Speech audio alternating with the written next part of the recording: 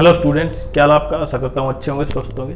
देखिए, जब से आपने सीटी का एग्जाम दिया है ना, ग्रुप सी का, और आप लगातार वेट कर रहे हैं कि कब नॉर्मलाइजेशन, कितने मार्क्स होंगे, कैसे रिजल्ट आएगा, मेरा नंबर कितने बढ़ेंगे, कितने घटेंगे, क्योंकि इजी शिफ्ट और हार्ड शिफ्ट की वजह से एक और इश्यू हो गया था। क्या? अब वो नॉर्मलाइजेशन पहले तो होगा रिजल्ट का और कहीं और जो करेक्शन पोर्टल था वो, लेकिन जो नॉर्मलाइजेशन का अब सबसे बड़ा इश्यू है वो। लेकिन 2025 में प्रत्येक बच्चा ये चाह रहा है जिनके मार्क्स काफी ठीक ठाक है ना, ठीक ठाक का मतलब जिनके मार्क्स लगभग, अगर हार्ड शिफ्ट की बात करूं मैं और इजी शिफ्ट की बात करूं, देखिए नॉर्मलाइजेशन क्या होगा ये आपको भी पता है लगभग, लेकिन प्रत्येक जो भी टीचर है वो केवल प्रेडिक्शन कर रहा है कि इतने इतने हो जाएंगे।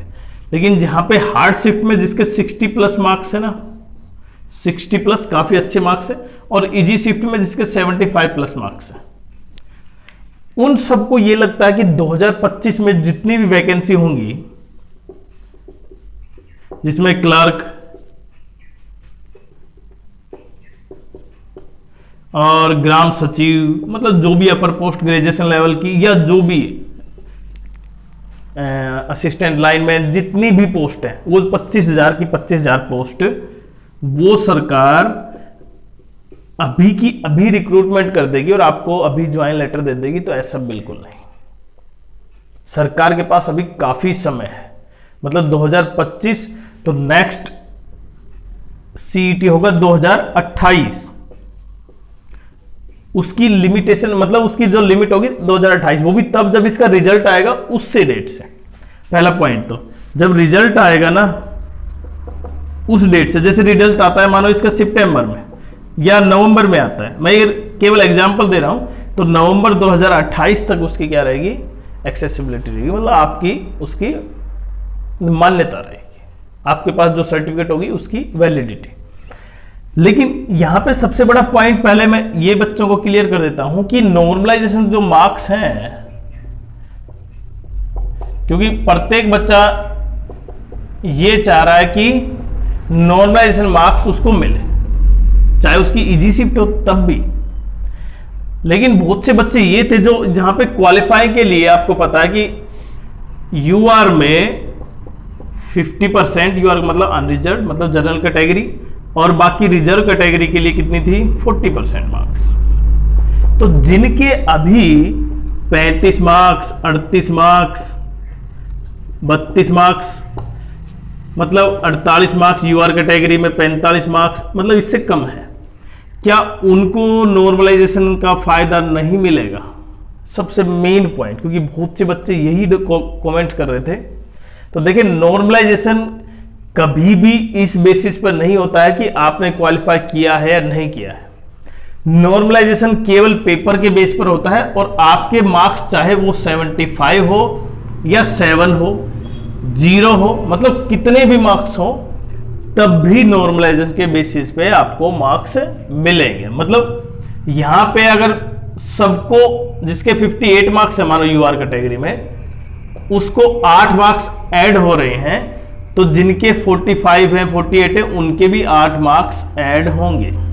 तो ये आपको बिल्कुल घबराने की जरूरत नहीं है कि जिनके मार्क्स अभी यूआर, मतलब यूआर और रिजर्व कैटेगरी में क्वालिफाई मार्क्स से कम है, जो आंसर की आपने देखी ना उसमें, तो आप चिंता ना करें कि नॉर्मलाइजेशन उनको नहीं मिलेगा, नॉर्मलाइजेशन सबको मिलेगा। पहला पॉइंट बिल्कुल क्लियर। दूसरा पॉइंट, अब जो भर्ती आपके सामने दिखाई दे रही है ना, जितनी भी 25,000 वैकेंसी, इसकी इतनी वैकेंसी, इसकी इतनी वैकेंसी, वो अभी आप ये समझें कि अभी नहीं होंगी वो, उनमें से कौन सी होगी वो बताएंगे हम। लेकिन जो भर्ती आप देख पा रहे हैं वो स्टेप बाय स्टेप, क्योंकि सरकार के पास लगभग 4 साढ़े 4 साल है, और वो उसको आराम से भर्ती में, मतलब समय लेके आराम से करेगी। ऐसा नहीं है कि बहुत जल्दी, क्योंकि आप एक पॉलिसी समझ पाते हैं, जब मुझे मानो यहां पे एक सिंपल सी चीज समझे, जैसे सब इंस्पेक्टर की वैकेंसी है हरियाणा पुलिस में, उसकी वैकेंसी मानो 300 या 400 आई, ठीक है, 300 से 400 के बीच है, तो उसके लिए सरकार कहीं ना कहीं काफी बड़ा एडवर्टाइजमेंट और इतना दिखाना जरूरी है कि लगभग वो 6 से 8 महीने मिनिमम 6 से 8 महीने, नहीं तो लगभग 1.5 साल तक वो प्रोसेस चले। तो जिससे सरकार भी और जो उस कंपटीशन में कैंडिडेट हैं वो भी ध्यान रखे, हाँ भाई प्रोसेस चल रहा है, और लास्ट टाइम पर उसको डिस्क्लोज करें, मतलब उसका रिजल्ट। तो इसी तरह क्लर्क, ग्राम सचिव या जो भी वैकेंसी पिछली बार आई थी, देखिए पिछली बार तो तब था जब इलेक्शन से पहले ये डिक्लेयर था कि जैसे ही अगर सरकार बनती है तो बिल्कुल रिजल्ट आएगा। लेकिन अगर ये सरकार नहीं आती तो शायद ग्रुप सीईटी या जो भी कुछ था वो शायद नहीं हो पाता, लेकिन जैसे आई तो उसने रिजल्ट निकाल दी। अब 2025 में देखें अभी कौन सी वैकेंसी आ सकती है, ये सबसे इंपॉर्टेंट है।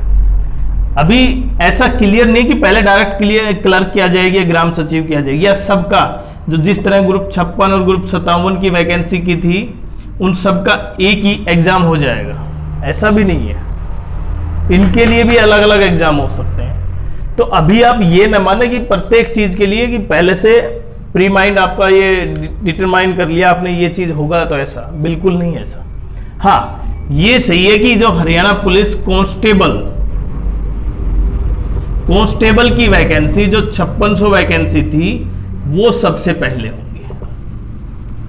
और 5600 वैकेंसी में देखिए क्यों प्रत्येक कैंडिडेट चाह रहा है जिनके मार्क्स कम है ना, देखिए जिनके 75 80 मार्क्स हैं इजी शिफ्ट में, जिसके हार्ड शिफ्ट में 59 60 65 वो तो आ जाएगा उसमें, लेकिन वो ज़्यादातर कैंडिडेट उनकी एज वहाँ पर नहीं होगी कांस्टेबल में। इसलिए कांस्टेबल के लिए ये पॉइंट जरूरी है कि आपका जो यूआर कैटेगरी में 50% मार्क्स और रिजर्व कैटेगरी में 40%, मतलब कांस्टेबल के लिए यूआर में 50 मार्क्स होने चाहिए और रिजर्व कैटेगरी में आपको 40 मार्क्स। वो तब वो जब वो नॉर्मलाइजेशन ऐड होंगे तब, या सब्ट्रैक्ट होंगे तब, उसके बाद का प्रोसेस। जिनके हार्ड शिफ्टी उनके अभी मार्क्स हैं, अगर क्वालिफाई है तो उनके लिए तो कोई दिक्कत ही नहीं है, उनके तो मार्क्स मिनिमम आप बढ़ेंगे ही, उनके मार्क्स डिक्रीज नहीं हो सकते। तो इस तरह अगर कांस्टेबल का सबसे पहले रिक्रूटमेंट होगा तो वो दिसंबर तक उसका रिक्रूटमेंट प्रोसेस स्टार्ट हो जाएगा। दूसरा पॉइंट, अब इसका रिजल्ट कब आएगा, देखिए वो एक अलग चीज है, रिजल्ट लेके आना। अभी रिजल्ट जैसे आप मानो कि 10 दिन के बाद 20 दिन के बाद पोर्टल ओपन हो गया, उसके 15 से 20 दिन बाद रिजल्ट आ गया, फिर तो बहुत जल्दी प्रोसेस हो जाएगा। हालांकि माननीय आयोग के चेयरमैन सर ने ये कहा था कि रिजल्ट 1 महीने के अंदर देंगे हम, लेकिन आप भी समझ सकते हैं कि हरियाणा में ऐसा पहले कभी नहीं हुआ है कि हाँ वो प्रोसेस अलग था, वो सिचुएशन अलग थी जब रिजल्ट आया, जब इनका ज्वाइनिंग लेटर रिजल्ट से संबंधित था वो प्रोसेस अलग था। तो इसीलिए हमने कल बात कही थी कि एक एग्जाम कैलेंडर हो जिससे इन चीजों के बारे में कंफर्मेशन हो, और प्रत्येक कैंडिडेट जो अभी तैयारी भी नहीं कर रहे, अभी देखें आप, इसमें कोई दो राय नहीं है, 90% कैंडिडेट, 90 का 95% कैंडिडेट ऐसे होंगे जो अभी किसी ग्रुप सी मेंस की भी और ग्रुप डी की भी तैयारी नहीं कर रहे होंगे। हालांकि जो ग्रुप सी का एग्जाम था उसमें जितने कैंडिडेट थे उसमें 95% से ऊपर कैंडिडेट ग्रुप डी में भी होंगे, वही कैंडिडेट। हालांकि वो, लेकिन उनको पता है, पेपर दिया उनका लेवल ठीक ठाक था, लेकिन फिर भी तैयारी नहीं करेंगे। क्यों? क्योंकि अभी कुछ पता नहीं है। अभी लगता था आयोग का अभी ग्रुप डी का एग्जाम हो जाएगा, फॉर्म निकलेंगे, लेकिन उसके लिए फिर से वो एक चीज नीचे चली गई है, मतलब वो सामने फिर से नहीं आ रही, क्योंकि अभी कई मुद्दे उठे हुए हैं राज्य में।